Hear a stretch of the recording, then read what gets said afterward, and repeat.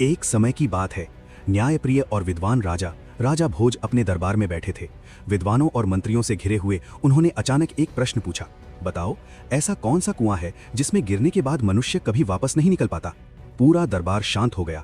किसी ने सोचा ये कोई रहस्यमयी जलकुंड होगा, किसी ने समझा शायद ये कोई रूपक है, लेकिन कोई उत्तर न दे सका।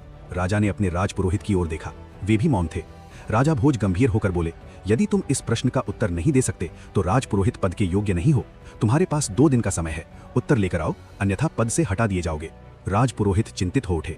वे ऋषियों के आश्रम गए, मुनियों से मिले, विद्वानों से शास्त्रार्थ किया, पर कोई भी उत्तर उनके मन को संतोष न दे सका। थके हारे वे एक जंगल में पहुंचे और एक पेड़ के नीचे बैठ गए। वहीं पास में एक गडरिया अपनी भेड़ों को चरा रहा था। उसने राजपुरोहित जी के चेहरे की चिंता देखी और विनम्रता से पूछा, महाराज आप चिंतित क्यों हैं? राजपुरोहित ने पहले उसे अनदेखा किया, सोचा एक साधारण गडरिया मेरे प्रश्न का क्या उत्तर देगा। पर गडरिया ने पुनः आग्रह किया, मैं भी शास्त्रार्थ जानता हूं, अपनी समस्या बताइए, शायद समाधान मिल जाए। अंततः राजपुरोहित जी ने राजा का प्रश्न उसे बता दिया।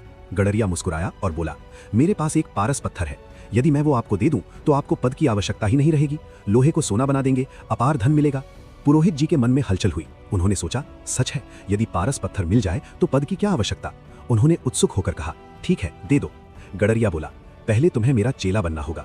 पुरोहित जी चौंके, मैं विद्वान ब्राह्मण और एक गडरिया का चेला। कुछ क्षण के अहम और झिझक के बाद लालच ने जीत ली। ठीक है, उन्होंने कहा। गडरिया फिर बोला, पहले मेरी भेड़ का दूध पीना होगा। मंत्री ने सोचा, फिर बोले, ठीक है। गडरिया ने शर्त बदल दी, पहले मैं दूध पीऊंगा, फिर तुम वही जूठा दूध पीना। पुरोहित जी विचलित हुए, मैं ब्राह्मण होकर जूठा दूध पीऊं? पर पारस पत्थर का विचार फिर भारी पड़ गया। उन्होंने कहा, ठीक है, पी लूंगा। गडरिया ने फिर शर्त बदली, वहां जो नर कंकाल की खोपड़ी पड़ी है उसी में दूध डालूंगा, पहले मैं पीऊंगा, फिर तुम वही पीना। अब तो बात अत्यंत अपमानजनक थी, पर लालच इतना बढ़ चुका था कि पुरोहित जी अंततः इसके लिए भी तैयार हो गए। तभी गडरिया गंभीर होकर बोला, महाराज यही वो कुआं है जिसमें गिरने के बाद आदमी बाहर नहीं निकल पाता। पुरोहित जी चौंक गए, क्या मतलब?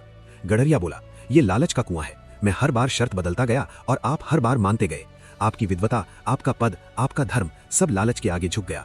जो व्यक्ति लालच में गिरता है वो सही गलत का भेद खो देता है, वो सम्मान, मर्यादा और आत्मसम्मान तक छोड़ देता है। पुरोहित जी की आंखें खुल गई, उन्हें अपनी भूल का एहसास हुआ। 2 दिन बाद दरबार सजा। राजा भोज ने पूछा, उत्तर मिला? राजपुरोहित जी ने विनम्रता से कहा, महाराज वो कुआं है लालच का कुआं। जो उसमें गिरता है वो अपनी बुद्धि, सम्मान और विवेक खो देता है, और जब तक संतोष नहीं सीखता बाहर नहीं निकल पाता। राजा भोज प्रसन्न हुए।